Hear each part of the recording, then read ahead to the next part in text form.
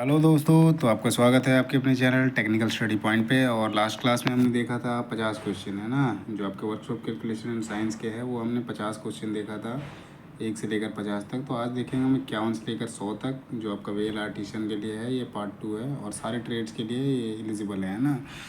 सो सभी लोग इसको देख सकते हैं क्योंकि सबका सिलेबस लगभग लगभग सेम ही है ना। 80% सिलेबस जो है सेम ही है, तो क्वेश्चन सारे के सारे मैच कर जाएंगे। सो हम स्टार्ट करते हैं 51 नंबर क्वेश्चन से। इसमें हम देख लेते हैं 50 नंबर का भी क्वेश्चन है ना। What is the other name of low carbon steel. तो निम्न कार्बन स्टील का दूसरा नाम क्या है, तो माइल्ड स्टील बोलते हैं ना। सबका डी इसका सही है। 51 नंबर क्वेश्चन देखते हैं, थोड़ा जूम कर देता हूँ जिससे आपको प्रॉपर ये आएगा कि एक ही क्वेश्चन पे सही रहेगा, है ना। सो ये है आपका 51 number. What is the carbon percentage in medium carbon steel. तो मीडियम कार्बन स्टील में जो कार्बन परसेंट होता है वो कितना होता है। सो आपका लो कार्बन स्टील जो होता है उसमें आपका जो होता है अप टू 0.25 तक होता है ना, मतलब 0.15 से लेकर 0.25 तक, और 0.3 से लेकर मतलब या 0.2 के बाद का आप काउंट करो, 0.25 से लेकर 0.75 तक ये आपका होता है मीडियम कार्बन स्टील का। तो मीडियम कार्बन स्टील में आपका 0.5 तक का है, ये आपका सी में जो है 7.5 तक का है। 7.5 का ऑप्शन में ही नहीं है ना। और लास्ट में होता है 0.5 से 1.575 है ना। 0.75 से लेकर 1.5 तक का होता है, वो आपका हाई कार्बन स्टील होता है। तो इसके हिसाब से आपका सी जो है आपका राइट आंसर हो जाएगा। 52 नंबर क्वेश्चन में आते हैं। 52 नंबर क्वेश्चन है आपका, what is the carbon percentage in low carbon steel. Low carbon steel में सबसे कम हो जाएगा, है ना। सो अप टू 25 ये आपका हो जाएगा। बी जो है ना 0.15 से लेकर 0.25 तक, तो ये आपका लो कार्बन स्टील में आ जाएगा। ये आपका बीच वाला मीडियम कार्बन स्टील में आएगा, ये आपका हाई कार्बन स्टील में आ जाएगा। तो बी जो है आपका राइट आंसर है। 53 नंबर क्वेश्चन देखते हैं। इसमें आपका पूछ रखा है what is the carbon percentage in high carbon steel. तो हाई कार्बन स्टील में आपका डी जो है 0.5 से लेकर 1.5 तक। ऐसे जनरली ये आता है 0.75 से लेकर 1.5 तक, है ना। सो डी जो है राइट आंसर है। 54 नंबर क्वेश्चन में आते हैं। So what is the ore of aluminium. Aluminium का जो एस्क होता है उसका नाम क्या है। तो आपका बॉक्साइट जो होता है एलुमिनियम का होता है, बाकी तीनों जो है वो आयरन ओर है ना, लोहे का एस्क है। 55 नंबर क्वेश्चन देखते हैं। So which property of metal enable it by which it can draw out into wire. Wire बनाने के लिए कह रहा है ना। कौन सी प्रॉपर्टी होती है जिसके कारण वायर बनाया जाता है, जिससे बनाया जाता है। तो धातु का वह गुण कौन सा है जिसमें धातु को बिना टूटे हुए तार के रूप में खींचा जा सकता है। तो आपका डक्टिलिटी प्रॉपर्टी के कारण होता है कि हम उसको वायर के रूप में बना सकते हैं। मेलेबिलिटी प्रॉपर्टी के कारण क्या होता है, उसको सीट के रूप में बनाया जाता है। हार्डनेस जो होता है ये वियर अब्रेशन करता है, और मतलब काटने का विरोध करता है। और इसमें ये हार्डनेस की प्रॉपर्टी होती है। ब्रिटलनेस में आता है क्या कि आपका ऐसे आप समझो ये आपका कटिंग एबिलिटी आती है और एब्रेशन का विरोध करता है ना। इसमें आपका डी जो दे रखा है ब्रिटलनेस का, ब्रिटलनेस जो होता है उसको आप हैमरिंग करोगे ना सीधा टूटता है, बिना क्रैक रख दिए हुए सीधा टूट जाएगा वो। आपका ब्रिटलनेस प्रॉपर्टी में वो होता है। तो इसमें बिना टूटे तार के रूप में खींचा जा सकता है, तो आपका डक्टिलिटी प्रॉपर्टी के कारण, है ना। सो ए जो है आपका राइट आंसर हो जाएगा। 56 नंबर क्वेश्चन में आते हैं। इसमें आपका क्वेश्चन है which among the following is an insulator. तो निम्नलिखित में से कौन सा एक जो है कुचालक है। कॉपर जो है सुचालक है, एल्यूमिनियम सुचालक है, सिल्वर भी सुचालक है, माइका जो है ये आपका इंसुलेटर है ना। सो डी जो है आपका सही उत्तर है। 57 नंबर क्वेश्चन में आते हैं। तो 57 नंबर क्वेश्चन में आपका दिया है which rubber is use as insulator for power cable and control wire, है ना।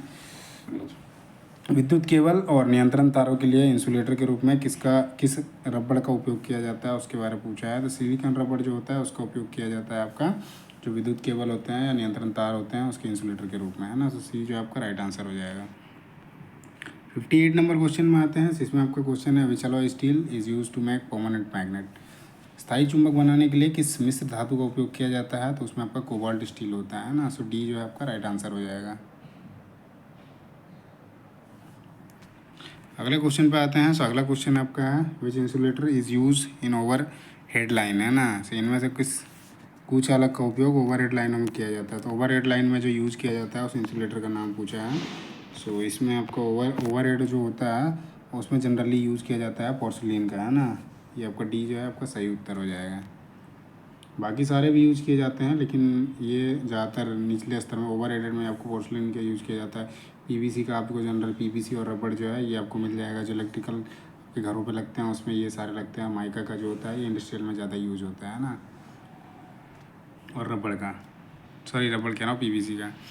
60 नंबर क्वेश्चन देखते हैं। तो 60 नंबर क्वेश्चन है आपका, which insulating material is use for making switches.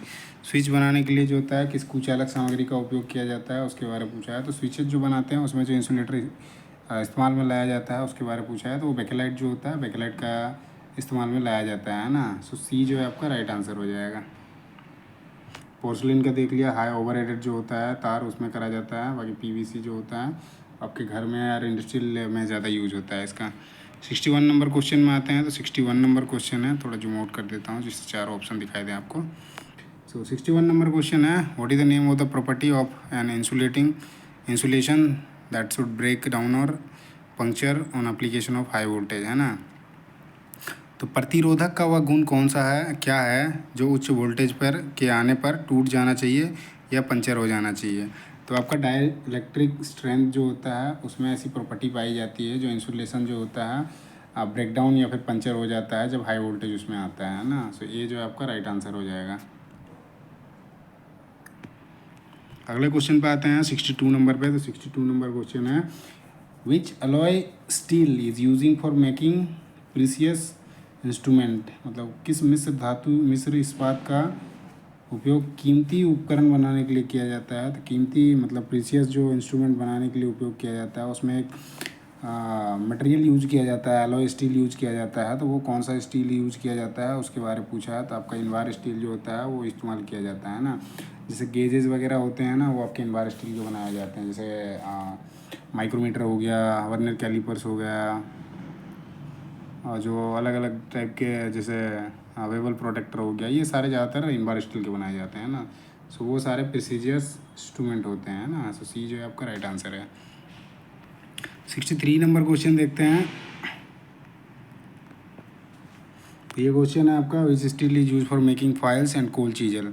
रेती और कोल्ड चीजल बनाने के लिए किस स्टील का उपयोग किया जाता है। तो उसमें आपका हाई कार्बन स्टील का इस्तेमाल किया जाता है चीजल और फाइल बनाने के लिए, है ना। तो सी जो है आपका राइट आंसर हो जाएगा। लो कार्बन स्टील जो होता है ये आपका माइल्ड स्टील के लिए होता है। बाकी मीडियम कार्बन स्टील जो होता है इसके आपके थोड़े से हार्ड होते हैं। और स्टेनलेस स्टील तो होता है आपका वो बहुत ज़्यादा मजबूती पाया जाता है इसमें, है ना। और ये जंग रोधक भी होता है। अगले क्वेश्चन पे आते हैं 64 नंबर पे। तो 64 नंबर क्वेश्चन है आपका, what is term as the quantity of matter content in a body. तो वस्तु में जो निहित पदार्थ की मात्रा होती है उसको क्या कहा जाता है उसके बारे में पूछा है। तो किसी भी वस्तु में जो निहित मात्रा होती है उसको जो होता है मास बोला जाता है ना। सो द्रव्यमान हो जाएगा। तो सी जो है आपका राइट आंसर हो जाएगा। डेंसिटी जो होता है मास बाय वॉल्यूम होता है, और वॉल्यूम हो गया मतलब उसमें डेंसिटी इंटू मास हो जाएगा। स्पेसिफिक ग्रेविटी सब चीज़ का एक डिफाइन होता है कि स्पेसिफिक ग्रेविटी कितनी होती है ना। स्टील में जाओगे तो 7.8 kg होता है ना, 7.8 kg ऐसा होता है पर सेंटीमीटर स्क्वायर। 65 नंबर क्वेश्चन में आते हैं। So what is the force with which a body is attracted by the earth toward its centre, है ना। वह कौन सा बल है जिसके कारण कोई भी वस्तु जो है पृथ्वी के केंद्र की ओर आकर्षित होती है ना। तो ग्रेविटेशनल फोर्स होता है उसके कारण आता है ना, ऑप्शन में ही नहीं है। या ग्रेविटेशनल फोर्स होता है उसके कारण धरती की केंद्र की ओर आकर्षित होते हैं, कोई भी जो बॉडी है वो अट्रैक्ट होता है। 66 नंबर क्वेश्चन में आते हैं। 66 नंबर क्वेश्चन है, what is called mass per unit volume of a substance. मतलब ये आ गया मास पर यूनिट वॉल्यूम। तो ये आपका डेंसिटी का होता है ना। सो डेंसिटी इसमें सी में है। घनत्व का जो होता है वो आपका होता है किसी पदार्थ के द्रव्यमान प्रति इकाई आयतन को जो कहते हैं वो घनत्व कहते हैं ना। तो डेंसिटी जो है आपका राइट आंसर हो जाएगा सी। 67 नंबर क्वेश्चन में आते हैं। इसमें आपका क्वेश्चन है, what is called the ratio between the density of a substance density of water at 4 degree Celsius, है ना। सो पदार्थ के घनत्व तथा 4 डिग्री सेल्सियस पर पानी के घनत्व का अनुपात क्या होगा। पदार्थ का घनत्व हो गया और जो 4 डिग्री सेल्सियस पर पानी का घनत्व का जो अनुपात है उसको क्या बोलेंगे उसके बारे में। तो वो जो हो जाएगा आपका वो आपका स्पेसिफिक ग्रेविटी हो जाएगा, है ना। सो बी जो है आपका राइट आंसर हो जाएगा। डेंसिटी मास बाय वॉल्यूम हो गया। मास को निकालोगे तो आपका मल्टीप्लाई हो जाएगा डेंसिटी से वॉल्यूम का। और वेट तो एक अलग होता है कि आपका किसी भी एक ऑब्जेक्ट का जो होता है मास से ही रिलेट करता है थोड़ा सा, है ना। 68 नंबर क्वेश्चन में आते हैं। सो यहाँ पे पूछ रखा है what is the density of aluminium. अच्छा सॉरी, मैंने केजी सेंटीमीटर स्क्वायर बताया था, ग्राम पर सेंटीमीटर क्यूब होता है ना जो डेंसिटी होता है। मास बाय वॉल्यूम होता है ना, तो वो ऐसा करके होता है। सो यहाँ पे पूछ रखा है आपका एल्यूमिनियम का डेंसिटी कितना होता है, तो आपका 2.7 ग्राम पर सेंटीमीटर क्यूब होता है ना। ये आपका सीसी भी लिखा हुआ मिलेगा समटाइम है। सो ये जो है आपका राइट आंसर है। 69 नंबर क्वेश्चन देखते हैं। सो ये आपका 69 नंबर क्वेश्चन है। इसमें आपका क्वेश्चन है what is the mass if the density of a body 7.6 gram per centimetre cube and volume is 25 centimetre cube है, तो मास कितना होगा, है ना। यदि किसी पिंड का जो है घनत्व दे रखा है 7.6 ग्राम पर सेंटीमीटर क्यूब है और इसका आयतन दे रखा है 25, इसका फॉर्मूला होता है density is equals to mass by volume होता है। तो ये मास पूछ रखा है, तो ये मल्टीप्लाई हो जाएगा डेंसिटी और वॉल्यूम का, है ना। 25 को मल्टीप्लाई कर दो 7.6 से, तो 25 छक्का कितना होता है आपका 150 होता है ना। 150 में आया 15 रह गया, 25 सत्ते हो गया 175 और 15 190। तो आपका ये में दे रखा है 190 ग्राम से ना। सो ये जो आपका राइट आंसर हो जाएगा। 70 नंबर क्वेश्चन देखते हैं। इसमें आपका क्वेश्चन है what is the specific gravity of the solid. इसमें स्पेसिफिक ग्रेविटी ऑफ सॉलिड पूछ रखा है। अब द डेंसिटी ऑफ सॉलिड दे रखा है, डेंसिटी सॉलिड इतना है, तो स्पेसिफिक ग्रेविटी कितना होगा, है ना। सो यदि ठोस का घनत्व दे रखा है ग्राम पर सेंटीमीटर क्यूब में 19.5 है, तो ठोस का वह विशिष्ट गुरुत्व कितना होगा उसके बारे में पूछ रहा है ना। जब 19.5 ग्राम पर सेंटीमीटर क्यूब होगा तो उस केस में जो आपका स्पेसिफिक ग्रेविटी आएगा वही सेम का सेम आता है ना। सो आपका डी जो है आपका राइट आंसर हो जाएगा, 19.5 ही हो जाएगा। 71 नंबर क्वेश्चन में आते हैं। इसमें आपका क्वेश्चन पूछ रखा है what is the density in gram per centimetre cube an iron cube, its weight 4.8 kg and volume is equals to दे रखा है 640 सेंटीमीटर क्यूब, है ना। एक लोहे के घन का घनत्व दे रखा है, घनत्व निकालना है कितना होगा। यदि इसका भार दे रखा है 4.8 kg और वॉल्यूम दे रखा है 640 kg, तो इसका फॉर्मूला होता है डेंसिटी का मास अपॉन वॉल्यूम होता है। तो मास हमारा 4.8 है और डिवाइड करेंगे इसको 64 से, है ना, 640 से। ये पॉइंट यहाँ पे एक और आ जाएगा, एक आपका किलोग्राम में दिया हुआ है, ये ग्राम पर सेंटीमीटर क्यूब में निकालना है ना। ये आपका 4800 आ जाएगा, है ना, डिवाइडेड बाई 640। तो इसमें हम काट दिए, 0 0 कट दिया। अब यहाँ पे 4 बार में करते हैं तो 16 चौका 64 और ये आपका 12 चौका 48, है ना। उसके बाद करते हैं 4 चौका 16 और ये आपका बच जाएगा 30 चौका 120, तो ये आपका 7.5 आ जाएगा, है ना। तो आपका डी में है। सो डी जो है आपका राइट आंसर हो जाएगा। ये किलोग्राम में दिया है, इसको आप चेंज करोगे ग्राम में, क्योंकि यूनिट दे रखी है ग्राम पर सेंटीमीटर क्यूब और वॉल्यूम का तो होता है सेंटीमीटर क्यूब, पर आपका ये किलोग्राम में दे रखा है, तो 4800 ग्राम हो जाएगा। इसको काटोगे तो आपका 7.5 आ जाएगा, है ना। 72 नंबर क्वेश्चन में आते हैं। इसमें आपका क्वेश्चन है what is the volume of mercury in centimetre. इसमें वॉल्यूम पूछ रखा है ना। मास दे रखा है आपका 1 kg का और डेंसिटी दे रखा है आपका 13.6 का, तो आपका वॉल्यूम कितना हो जाएगा। तो आपका डेंसिटी इज इक्वल्स टू होता है मास बाय वॉल्यूम, है ना। तो यहाँ पूछ रखा है वॉल्यूम पूछ रखा है, तो वॉल्यूम इधर चला जाएगा तो मास बाय डेंसिटी आ जाएगा, वॉल्यूम इज इक्वल्स टू, है ना।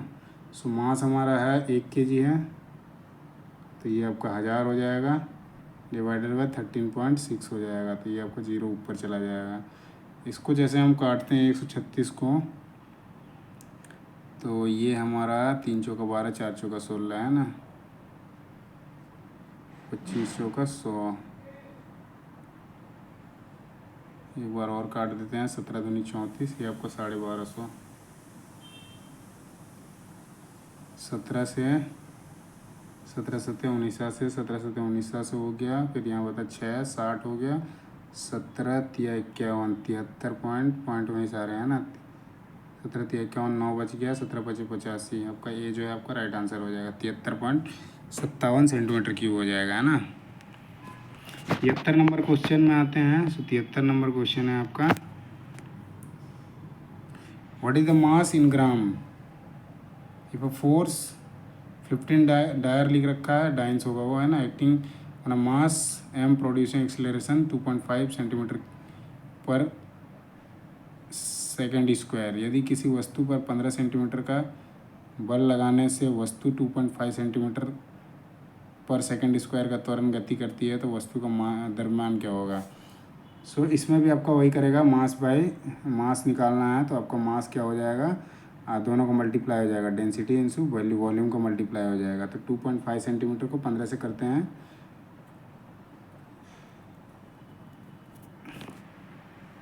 अच्छा, इसमें आपका ये मल्टीप्लाई ये नहीं होगा, ये वाला अलग चीज़ लगता है डेंसिटी का केस। यहाँ सेकंड स्क्वायर में दे रखा है ना, अलग चीज़ है ये।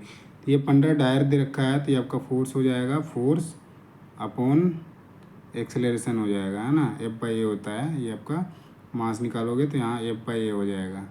सो इसमें हम यदि बैठाते हैं तो 15/2.5 हो जाएगा। तो यहाँ पे पॉइंट की जगह ऊपर जीरो ले जाते हैं। यहाँ 2.5 था ना, तो यहाँ पे हम पॉइंट को हटा के जीरो ले गए ऊपर, तो 25 छः का 150, तो 6 ग्राम जो है सही आंसर हो जाएगा। डी जो है आपका सही उत्तर है, तो आपका 6 ग्राम आ जाएगा, है ना। 74 नंबर क्वेश्चन में आते हैं। इसमें आपका क्वेश्चन है, what is the specific gravity of the metal if the piece of metal weight 150 gram in air and 125 gram in water. यदि धातु का विशिष्ट गुरुत्व क्या होगा। यदि धातु का टुकड़े का भार हवा में जो है 150 ग्राम है और पानी में जो है 125 ग्राम है, तो स्पेसिफिक ग्रेविटी क्या होगा उसके बारे में पूछ रहा है ना। तो उस केस में जो आपका स्पेसिफिक ग्रेविटी आएगा, सो इसमें क्या हो जाएगा आपका, ये 150 kg है आपका मेटल का पीस है, वो एयर में है ना। ये वाटर में जाने के बाद क्या हो रहा है, 125 ग्राम है। तो ये कितना कम हो जा रहा है, तो 25 ग्राम हो रहा है कम। किस में से कम हो रहा है, तो आपका 150 में से कम आ रहा है ना। तो आपका specific gravity is equals to होता है, specific gravity is equals to जो मेटल पीस का वेट है एयर में, वो आपका 150 डिवाइडेड बाय जो डिफरेंस आया दोनों में कितना घट गया वो आता है ना। इसको बोल सकते हैं loss in weight of water, है ना, loss of water in weight, sorry water में कितना कम हो गया। तो अभी डिफरेंस कितना है, 25 का है। इसमें काटते हैं तो आपका 6 ग्राम आता है ना। तो 6 ग्राम जो है आपका सही उत्तर हो जाएगा, ये जो है आपका राइट आंसर है। नेक्स्ट आते हैं 75 नंबर क्वेश्चन पे। तो 75 नंबर क्वेश्चन है आपका, what is the volume of mercury in centimetre cube. Mass दे रखा है आपका और डेंसिटी दे रखा है आपका 13.6 है ना।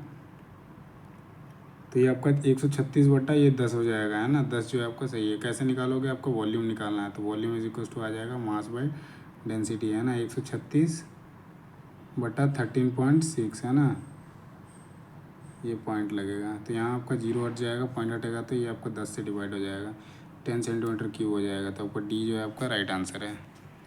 76 नंबर क्वेश्चन देखते हैं। इसमें आपका क्वेश्चन है, what is the block weight in kg. ये वॉल्यूम दे रखा है 320 सेंटीमीटर क्यूब और डेंसिटी दे रखा है 8.9 ग्राम।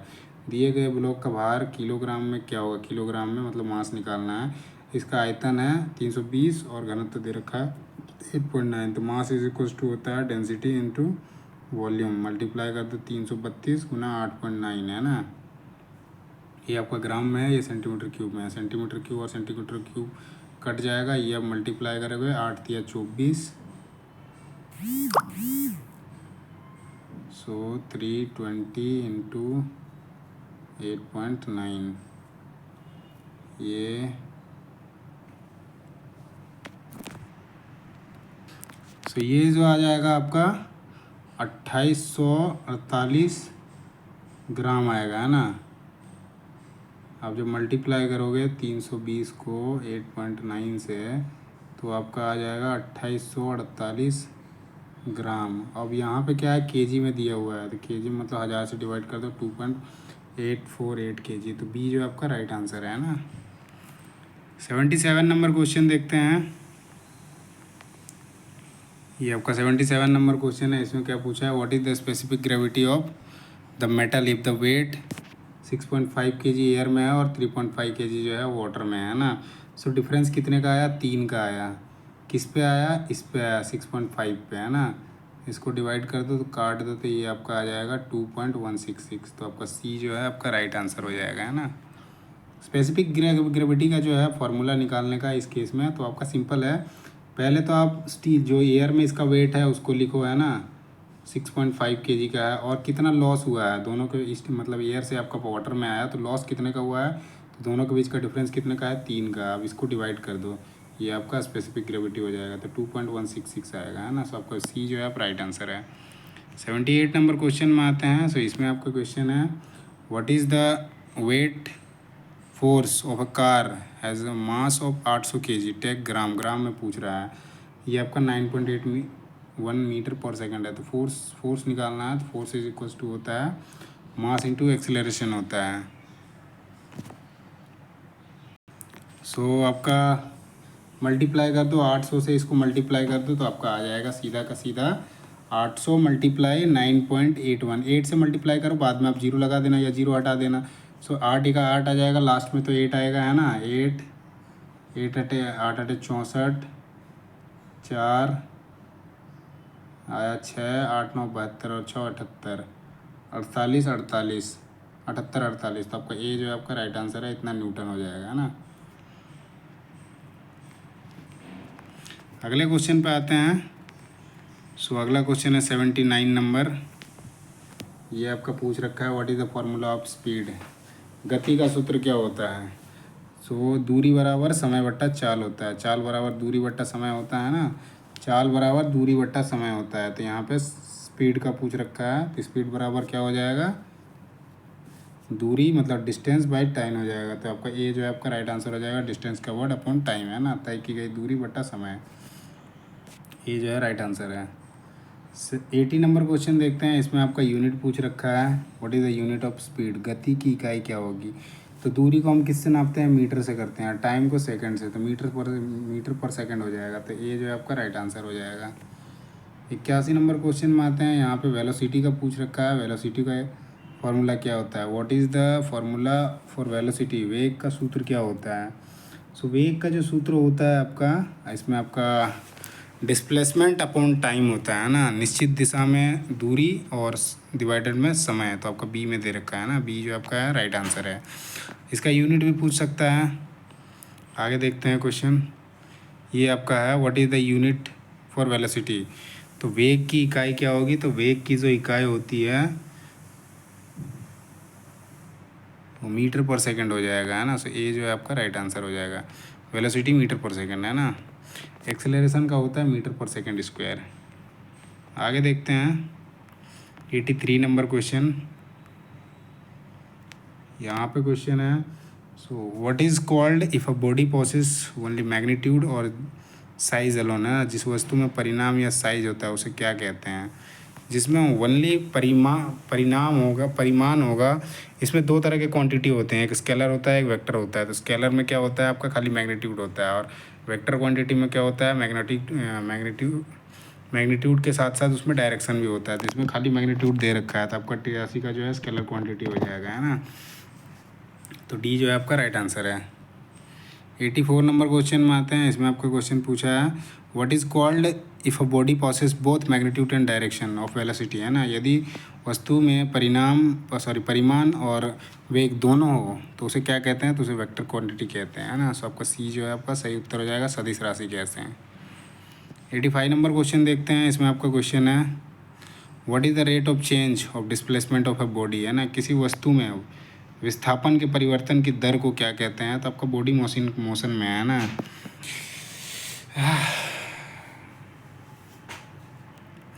सो क्या बोला है कि rate of change of displacement of a body, तो समय के साथ क्या कर रहा है, बॉडी अपना जगह को चेंज कर रहा है ना। सो आपका वेलोसिटी हो जाएगा। तो डी जो है आपका सही उत्तर है।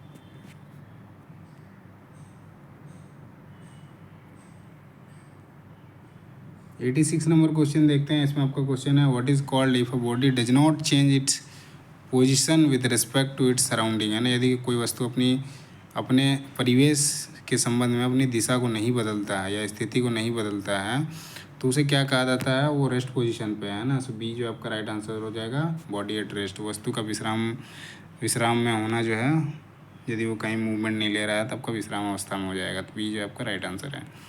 87 नंबर क्वेश्चन देखते हैं। सो 87 नंबर क्वेश्चन है, what is called if a body change its position with respect to its surrounding, है ना। यदि कोई वस्तु अपने परिवेश के संबंध में अपनी स्थिति को बदलता है तो उसे क्या कहा जाता है? तो वो क्या कर रहा है, अपने सराउंडिंग के हिसाब से वो अपना मतलब जगह चेंज कर रहा है, तो उस केस में वो मोशन में है ना। बी जो आपका सही उत्तर हो जाएगा, बॉडी एट मोशन। वस्तु का गति में होना जो हो जाएगा, अपने परिवेश में, परिवेश के संबंध में अपनी स्थिति को बदलना जो है वो आपको बॉडी एट मोशन हो जाएगा। तो बी जो है आपका राइट आंसर हो जाएगा, है ना। 88 नंबर क्वेश्चन में आते हैं। यहाँ पे आपका क्वेश्चन है, what is velocity of a body travels distance of 168 kilometre, है ना, सॉरी मीटर है, 168 मीटर है, 168 metre in a line in 21 second. आपका मीटर सेकंड में ही दिया हुआ है, तो मीटर सेकंड में सीधा आप डिवाइड कर दो तो 21/8 से होता है ना। 21/8 जो होता है 168 होता है। सो बी जो आपका राइट आंसर हो जाएगा। यही आपका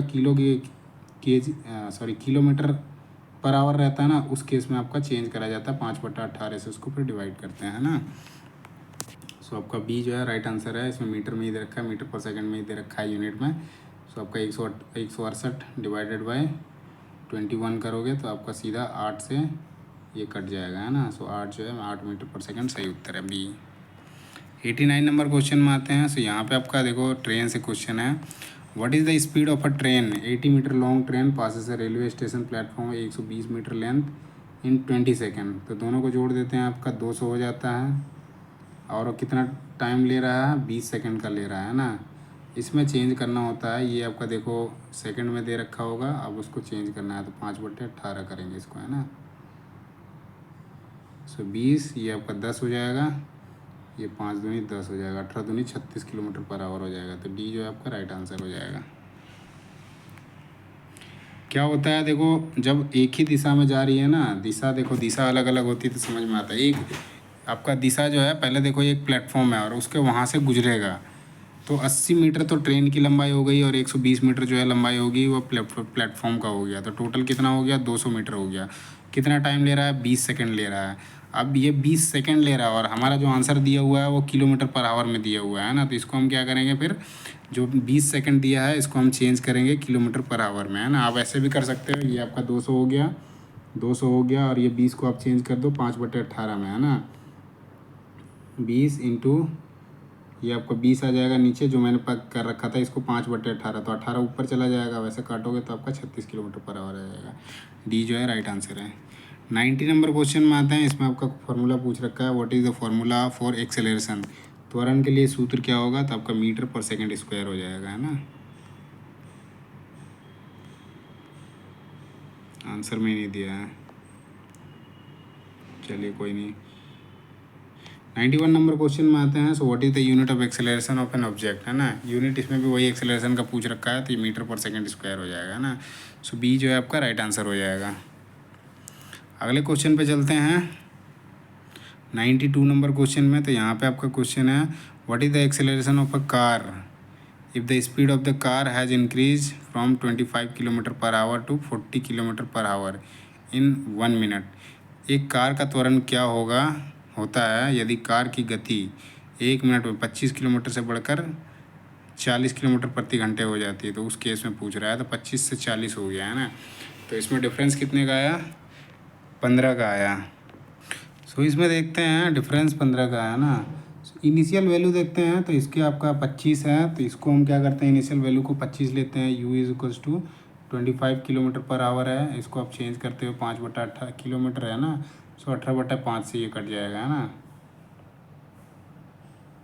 18/90 5/18 हो जाएगा, है ना। 5/18 हो जाएगा। ये किलोमीटर में दे रखा है, उसको सेकंड मीटर सेकंड में निकालना है।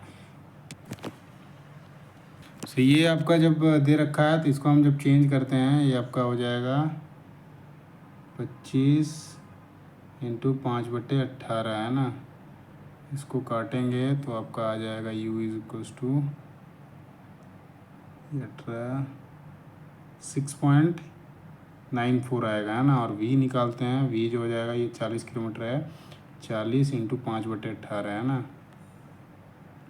ये 11.11 आ जाएगा ना, 11.11 आ जाएगा। अब दोनों के अंदर जो आपका मेन अब हमें जो निकालना है, यहाँ पूछ रहा है क्या होता है, एक्सेलरेशन पूछ रहा है ना। तो एक्सेलरेशन का जो फॉर्मूला होता है आपका v माइनस u/t होता है ना। तो v हमारा कितना है? 11.11 है और u जो हमारा 6.94 है। दोनों का डिफरेंस कितना हो जाएगा, तो 4.17 हो जाएगा, है ना, 4.17। और हमारा टाइम दे रखा है 1 मिनट में 60 सेकंड हो जाएगा, है ना। जब इसको काटोगे तो आपका आ जाएगा 0.6065 आएगा, है ना। ये आपका सी में दे रखा है, तो आपका सी जो है आपका सही उत्तर हो जाएगा, है ना। 0.069 मीटर पर सेकेंड 95 आ जाएगा।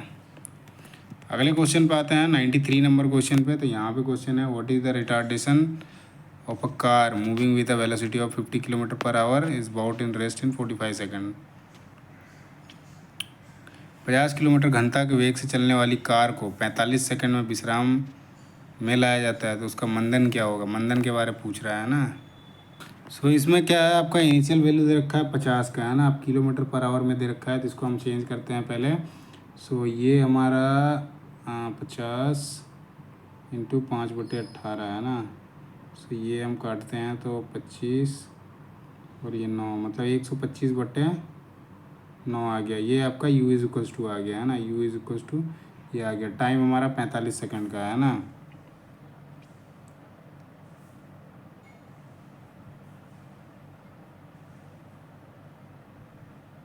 तो v निकालते हैं हम, वेलोसिटी निकालते हैं, तो इसका फॉर्मूला होता है u प्लस ए टी, है ना। सो v हमारा u हमारा क्या है 125/9 है, प्लस a और t हमारा 50 सेकंड है, 45 सेकंड है ना, 45 सेकंड है। सो अब यहाँ पे क्या हो जाएगा, v इज इक्वल्स टू ये आ गया ना। तो ये हमारा प्लस में है, तो इधर आके माइनस में हो जाएगा, है ना। अब आगे करते हैं हम। सो -45a इज इक्वल्स टू 125/9 हो जाएगा ना। जब हम a का निकालेंगे तो ये मल्टीप्लाई हो जाएगा 125/9 इंटू 45, है ना। अब इसको काट देते हैं 5 से, तो 25 पचे 125 और ये आपका 9 पचे 45, 9 9 81/25, है ना। इसको जब आप काटोगे मतलब 25/81 ये आ रहा है। इसको जब हम काटते हैं तो ये आपका 25×75.3 के आसपास आ रहा है ना। सबको बी में दे रखा है 0.3, सबका बी जो है आपका राइट आंसर हो जाएगा। 0.30 मीटर पर सेकेंड स्क्वायर, है ना। अगले क्वेश्चन पे आते हैं 94 नंबर पे। ये भी सेम तरह का क्वेश्चन है, what is the acceleration of an aeroplane taking off from landing fields has to run 700 metre if it leaves the ground in 10 second, है ना। तो इसमें भी वही करना है, आपका 700 मीटर हो जाएगा ऐसे, और इसको क्या करेंगे हम 10 सेकेंड लगा रहा है ना, तो ज़मीन पर छोड़ देता है। 10 सेकेंड में तय करने पर ज़मीन पर छोड़ देता है।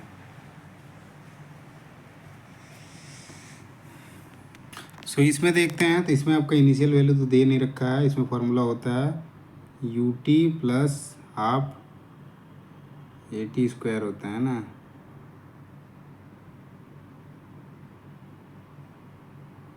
Acceleration is equals to, right. तो u हमारा क्या है, यहाँ पे 0 है, और t हमारा 10 सेकंड है, तो ये हमारा 0 हो जाएगा, प्लस हाफ a हमारा पता नहीं है, और t जो हमारा है कितना है 10 सेकंड है, तो 10 का स्क्वायर करेंगे तो ये आपका 100 आ जाएगा, है ना।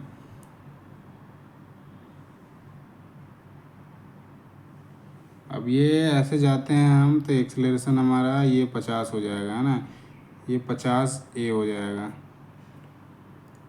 और ये हमारा एक्सेलरेशन कितना दे रखा है 700 का दे रखा है। 700 डिवाइडेड बाय 50, है ना। यहाँ 50 बचेगा ना, काट दिए तो हम यहाँ 50 बचा, 50a बचा, तो ये इधर एक्सेलरेशन निकल जाएगा यहाँ से। ये हमारा टेक ऑफ टाइम इतना मीटर दूरी का ले है ना, दूरी का ले रखा है, तो काटते हैं तो ये आपका 12 पचे 70, 12 पचे 60, 14 पचे 70।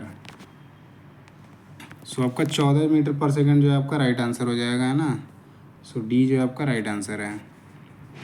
अगला क्वेश्चन है 95 नंबर क्वेश्चन। इसमें आपका क्वेश्चन पूछ रखा है, what is the maximum height stone will reach if it is thrown upward with a velocity of 20 metre per second, है ना। जी का मान दे रखा है 10, तो वो कितना दूर पे जाएगा। किसी पत्थर की अधिकतम ऊंचाई क्या होगी यदि उसे 20 मीटर पर सेकंड, और जी का वैल्यू दे रखा है 10 मीटर पर सेकंड, तो उससे कितना दूर फेंका जा सकता है उसको, है ना, उसके बारे में पूछ रखा है। तो उसमें क्या होता है 20 मीटर पर सेकंड का और जी का वैल्यू दे रखा है 10 मीटर पर सेकंड, तो आपका 20 का 20 ही हो जाएगा वो, है ना। एक आपका सेकंड स्क्वायर में जो है वो आपका कट जाएगा, और ये से 20 मीटर दे रखा है, ये आपका जी का वैल्यू दे रखा है। तो किसी भी चीज़ को हम फेंकते हैं ना, तो ये जो वैल्यू होता है, जैसे ये 20 दे रखा है ना, इसका जैसे मैं आपको फॉर्मूले के माध्यम से बताता हूँ। सो इसमें आपका एक फार्मूला बनता है जो आपका होता है क्या है, मैक्सिमम हाइट वेलोसिटी का नहीं फार्मूला बनेगा। So velocity is equals to हो जाएगा इसमें आपका जो, जैसे हम इसमें लेते हैं v दे रखा है हमारा 20 है ना, पहला वेलोसिटी दे रखा है, तो v1 का स्क्वायर माइनस जो हो जाएगा आपका 2g हो जाएगा, मतलब ये g का वैल्यू दे रखा है 2g, तो ये तो ख़त्म हो गया है ना। उसके बाद x, ये आपका आ जाएगा xf हो जाएगा माइनस xi करके होता है ना। सो ये आपका डिफरेंस निकालोगे तो आपका 20 आएगा, है ना, 20 मीटर ही आएगा, तो b जो है आपका राइट आंसर हो जाएगा, है ना। अगले क्वेश्चन पे आते हैं 96 नंबर पे।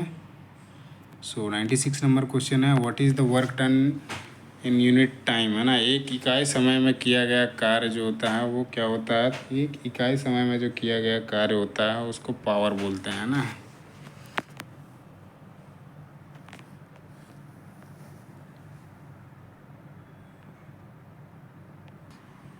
ओके, सो आपका बी जो है राइट आंसर हो जाएगा, पावर, है ना।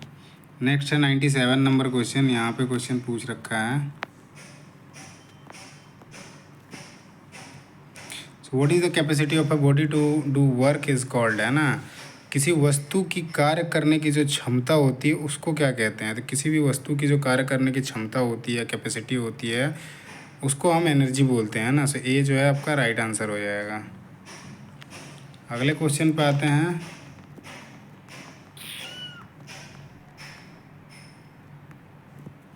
नाइन्टी 8 नंबर क्वेश्चन है। यहाँ पे क्वेश्चन है, what is the ratio of power output to power input. तो पावर मतलब रेशियो पूछ रखा है, पावर आउटपुट और पावर इनपुट के बीच का जो रेशियो होता है उसको क्या बोलते हैं, है ना। शक्ति आउटपुट और शक्ति इनपुट क्या होता है, इतना ही बस पूछ रखा है। तो शक्ति आउटपुट और उसका रेशियो शक्ति इनपुट का, दोनों का जो रेशियो होता है उसको हम इफ़िशियंसी बोलते हैं ना। सो आपका दक्षता वही बोलते हैं। सो आपका सी जो है राइट आंसर हो जाएगा। 99 नंबर क्वेश्चन है आपका, what is called if a force of 1 newton act on a body and move it through a distance of 1 metre. यदि 1 न्यूटन का बल किसी वस्तु पर कार्य करता है और उसे 1 मीटर की दूरी तक चलाती है, तो उसे हम क्या कहेंगे, उसके बारे में पूछ रखा है। तो कोई भी वस्तु पे हम 1 न्यूटन का फोर्स लगा के उसको 1 मीटर तक मूव करते हैं, तो उस केस में जो होता है वो आपका 1 जूल होता है ना, क्योंकि वर्क जो है ना, वर्क कर रहा है कुछ, तो वर्क का जो होता है जूल होता है। सो आपका ये जो है राइट आंसर हो जाएगा। ये आपका 100 नंबर क्वेश्चन है। एक देख लेंगे 101 नंबर भी क्वेश्चन देख लेंगे ना, एक क्वेश्चन एक्स्ट्रा देख लेंगे, ठीक है। सो आपका ये क्वेश्चन है 100 नंबर का, how many ergs for joule 1 joule में, है ना। 1 जूल में कितने अर्ग्स होते हैं, तो 10⁻7 अर्ग्स होते हैं ना। तो सी जो है आपका राइट आंसर हो जाएगा। ये 107 नहीं है, आप 10⁻7 है ये, है ना। सो आपका सी जो है राइट आंसर है। ये आपका एक क्वेश्चन और देख लेते हैं 101 नंबर का, how many Newton for 1 kilogram, है ना। 1 किलोग्राम में कितने न्यूटन होते हैं उसके बारे में पूछ रखा है। तो 9.81 न्यूटन होता है ना। सो सी जो है आपका राइट आंसर हो जाएगा। सो इस वीडियो को यहीं पे ख़त्म करते हैं, और वीडियो अच्छा लगे तो वीडियो को लाइक करें, चैनल को सब्सक्राइब करें, और साथ ही दोस्तों के साथ शेयर करना ना भूलें, है ना। इस वीडियो में इतना ही है। आगे क्वेश्चन जो है आपका 102 नंबर से स्टार्ट होगा, तो नेक्स्ट क्वेश्चन में हम इसको दोबारा देखेंगे, जो आपका 101 नंबर का क्वेश्चन है। बाकी आप कमेंट में ज़रूर बताना वीडियो कैसा लगा, है ना। तो बस इतना ही करते हैं। धन्यवाद, जय हिंद।